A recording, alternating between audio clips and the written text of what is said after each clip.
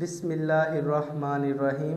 Starting with the greatest name of Almighty Allah, who is Rahman and Rahim, who is the most merciful and the most beneficent. तो friends, आज हमने 9th class की chemistry का 3rd chapter शुरू करना है, जिसका नाम है केमिकल बॉन्डिंग। तो आज हमने सिर्फ 3 क्वेश्चंस को डिस्कस करना है। कौन कौन से?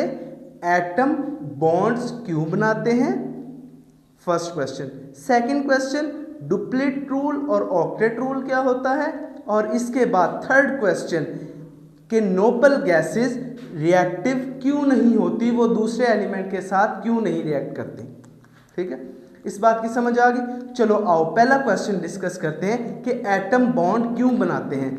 इसकी लॉजिकल रीज़न ये है कि वो अपनी एनर्जी को लो करके खुद को स्टेबल करते हैं। जैसे इस दुनिया में तमाम जानदार, तमाम चीज़ें अपने आप को स्टेबल करने में लगी हैं। हम पैसा क्यों कमाते हैं? ताकि हम स्टेबल हो जाएं। इसी तरह पीरियोडिक टेबल में मौजूद एलिमेंट्स कोशिश ये करते हैं कि वो स्टेबल हो जाएं। वो स्टेबल कैसे होते हैं? हम पैसा कमा के होते हैं। वो अपनी एनर्जी को लो करके और अपना डुप्लेट और ऑक्टेट रूल कंप्लीट करके, डुप्लेट और ऑक्टेट रूल को कंप्लीट करके स्टेबल हो जाते हैं। अब हमें पता होना चाहिए डुप्लेट और ऑक्टेट रूल होता क्या है। डुप्लेट और ऑक्टेट रूल होता क्या है? वो एलिमेंट्स जिनके वैलेंस शेल यानी कि आखिरी शेल के अंदर 2 इलेक्ट्रॉन्स होते हैं। हमारे पास एग्जाम्पल है हीलियम जिसका एटॉमिक नंबर है 2, 1s2। तो इसके जो पहला शेल है इसका हीलियम का, ये न्यूक्लियस है, ये पहला शेल है। इसके अंदर कितने इलेक्ट्रॉन हैं? 2, यानी कि इसका डुप्लेट रूल कंप्लीट है, मुकम्मल है, ये रिएक्टिव नहीं है। उसके बाद है ऑक्टेट रूल। वो एलिमेंट्स जिसके वैलेंस शेल में 8 इलेक्ट्रॉन्स होते हैं, वो ऑक्टेट रूल्स को फॉलो करते हैं और वो नॉन रिएक्टिव होते हैं। मेरी बात की समझ आ गई? आओ अब हम पढ़ते हैं। Why do atom forms chemical bond? Atom form chemical bond to lower their energy and become more stable. Lower their energy and become more stable. This is achieved by combining with other atom and completing their octet and duplet rule. अब देखो, जब वो दूसरे atom के साथ मिलते हैं और अपना ऑक्टेट और डुप्लेट रूल को कंप्लीट करते हैं, वो भी आपको एग्जाम्पल के साथ समझा देता हूं कैसे। जैसे हमारे पास है सोडियम, क्या है? सोडियम, जिसका एटॉमिक नंबर है 11। एक है हमारे पास क्लोरीन, जिसका एटॉमिक नंबर है 17। आओ इसके इलेक्ट्रॉन्स को पूरा करते हैं इलेक्ट्रॉनिक कन्फिग्रेशन के जरिए। 1s2, 2s2, 2p6 और 3s1। ठीक है, इसके बाद 11 पूरे हो गए। 2 और 2 4, 4 और 6 10 और 1 11 कंप्लीट हो गए। इसके 17 कंप्लीट करने, 1s2, 2s2, 2p6, 3s2 और 3p5। अब इसके 17 कंप्लीट हो गए। 2 और 2 4, 4 और 6 10, 10 और 2 12 और 5 17। ठीक है, अब हम इसका स्ट्रक्चर ड्रा करते हैं। कैसे? देखो, जैसे सोडियम है हमारे पास, ठीक है, इसका पहला शेल 2 इलेक्ट्रॉन, दूसरा शेल 8 इलेक्ट्रॉन, 10 हो गए। आखिरी शेल में कितना आएगा? 1, 11 हो गए। देखो कैसे, पहले शेल में 2 इलेक्ट्रॉन, दूसरे शेल में 8 इलेक्ट्रॉन और तीसरे शेल में 1 इलेक्ट्रॉन। ठीक है, अब देखो क्लोरीन, पहले शेल में 2 इलेक्ट्रॉन, दूसरे शेल में 8 इलेक्ट्रॉन और तीसरे शेल में 7 इलेक्ट्रॉन। देखो, पहले शेल में 2 इलेक्ट्रॉन, दूसरे शेल में 8 इलेक्ट्रॉन और तीसरे शेल में 7 इलेक्ट्रॉन।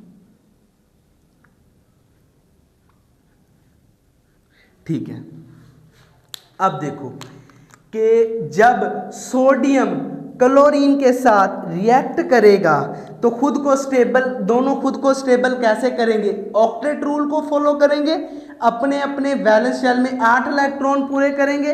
अब देखो कि क्लोरीन के वैलेंस शेल में कितने इलेक्ट्रॉन हैं? 7। ये 7 इलेक्ट्रॉन इसके वैलेंस शेल में है, और सोडियम के पास कितने आखिरी शेल में है? 1।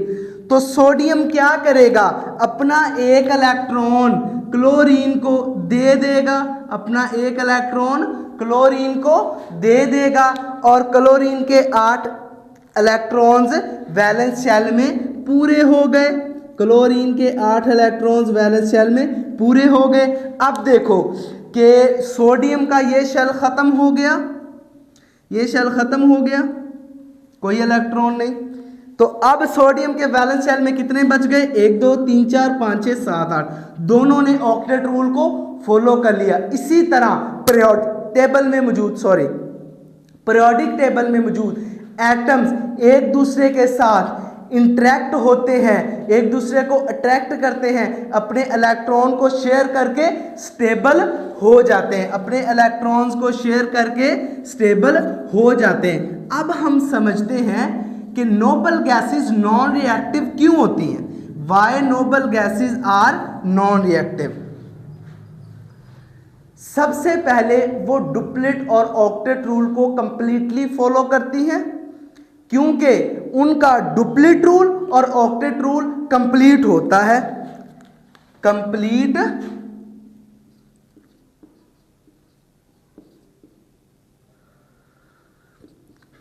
डुप्लेट एंड ऑक्टेट, उनका डुप्लेट और ऑक्टेट कंप्लीट होता है।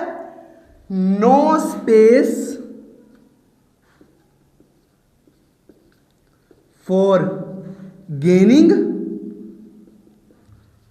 और losing electron.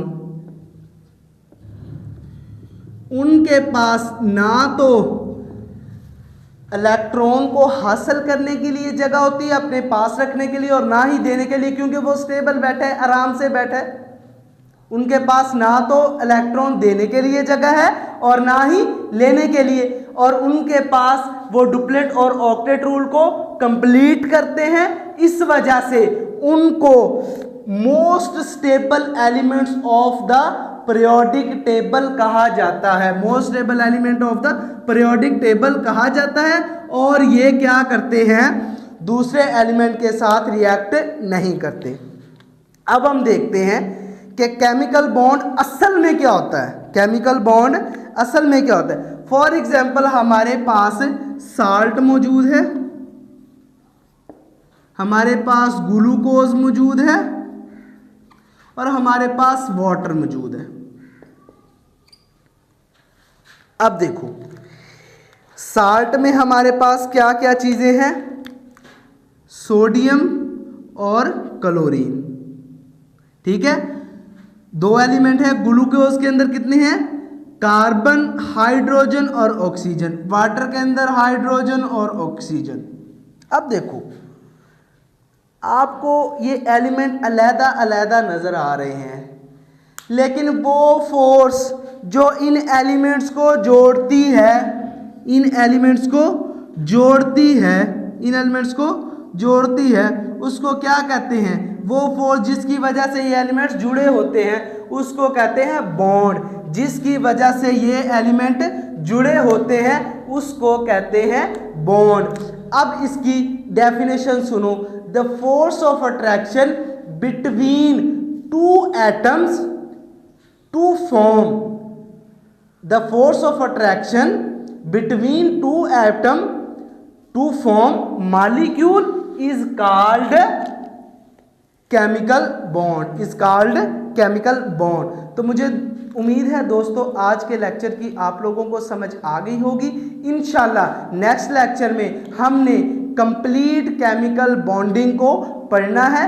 Covalent bond, ionic bond, इसी तरह इनकी types, coordinate covalent bond, polar covalent bond. इंशाल्लाह हमने नेक्स्ट लेक्चर में उसको कंप्लीट करना है, कंप्लीटली तौर पे पढ़ना है, ताकि आप लोगों की कोई भी कंफ्यूजन ना रहे। और हमने इसी तरह केमिस्ट्री को पढ़ते रहना है और केमिस्ट्री में 60 में से 60 मार्क्स को हासिल करना है। तो चलो दोस्तों, चैनल को सब्सक्राइब कर दो, वीडियो को लाइक कर दो और वीडियो को उन बच्चों तक पहुंचा दो जो बच्चे फीस पे नहीं कर सकते। चैनल को सब्सक्राइब कर दो। अल्लाह हाफिज।